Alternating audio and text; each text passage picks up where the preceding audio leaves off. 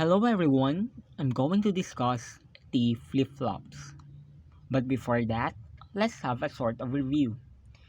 We all know that a flip-flop is an electronic circuit with two stable states that can be used to store binary data, and one of its kind is called a T flip-flop.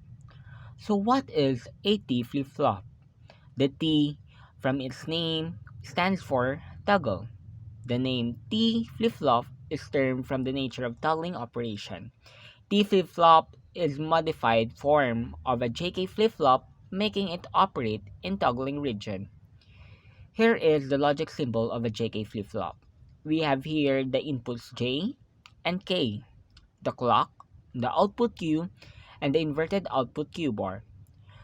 Modifying this logic symbol, we connect the two inputs J and K since they are always the same. So we will have a single input T. So we have now the logic symbol for T flip-flop. We have here the toggle input, the clock input, the Q output, and the inverted output Q bar. Here is its logic circuit with non-logic gate.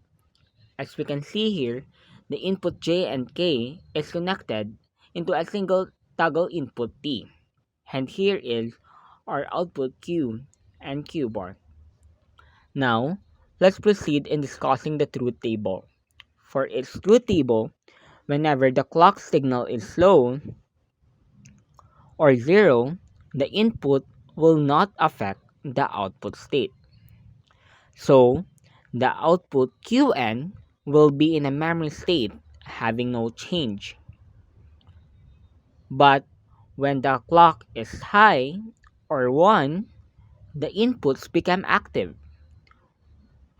For this condition, when the clock is high and the input is low, the output Qn will be in a memory state or has no change.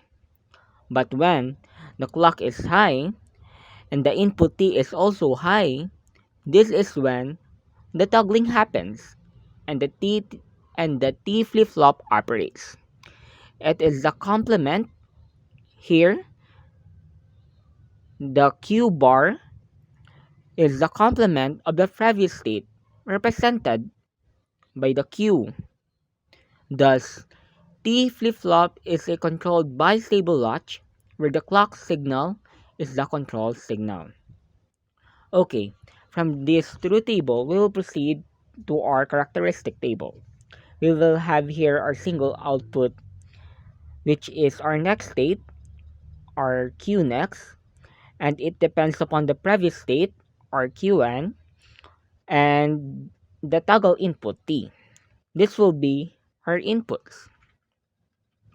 For the first combination, when T is 0, it means that there will be no change in the present state, so the next state will also be 0. Next, when T is 1, it is in the toggle state, so the output should be the complement of the present state. So here we have 0, so the output will be 1. Then, when T is equal to 0, since our Qn here is 1, the output is also 1. Lastly, when T is 1 and our present state is also 1, the output will be 0 since it is the complement of the present state 1. Next, we are going to proceed to our excitation table. For our excitation table, it shows what input is needed to obtain a certain sequence of the output. This excitation table is based on our characteristics table. Since our previous state is 0 and our next state is also 0, there is no change happened. So, the toggle input is 0. Upon checking in our characteristic table, here, our toggle input is 0 when our present state or our previous state is 0 and our next state is also 0. Moving forward,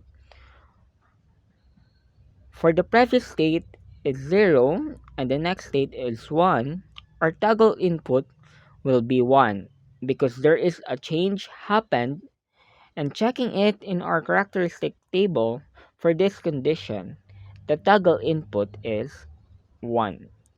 Next, we have also here a 1 for the previous state and 0 for the next state.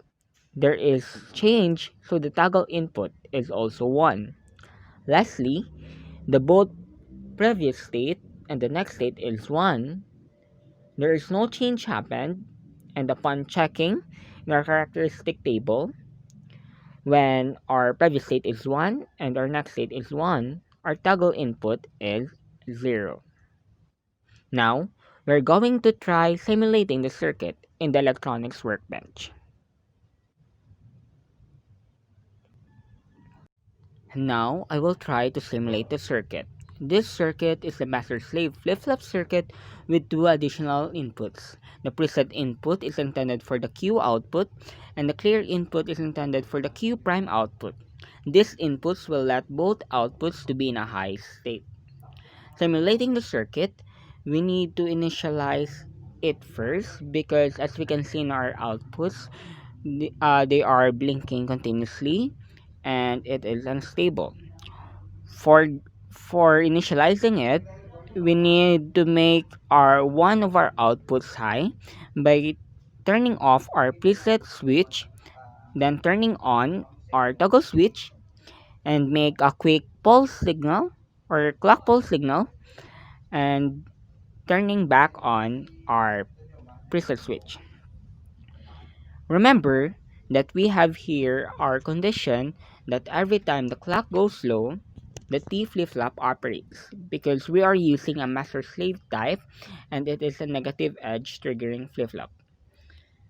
So for the functions of the T flip-flop, first we let the toggle input switch to low and make a quick clock pulse signal or making the clock into low also, and we can notice that there are no changes happened in the output even if we try to manipulate the clock switch repeatedly.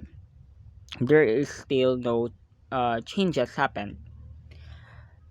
So if we are going to switch our trigger input into high and make a quick clock pulse signal or having our clock into a low state, our output toggles. So if we going to repeatedly manipulate the clock switch, we can see that the two outputs toggles respectively. So thank you for watching.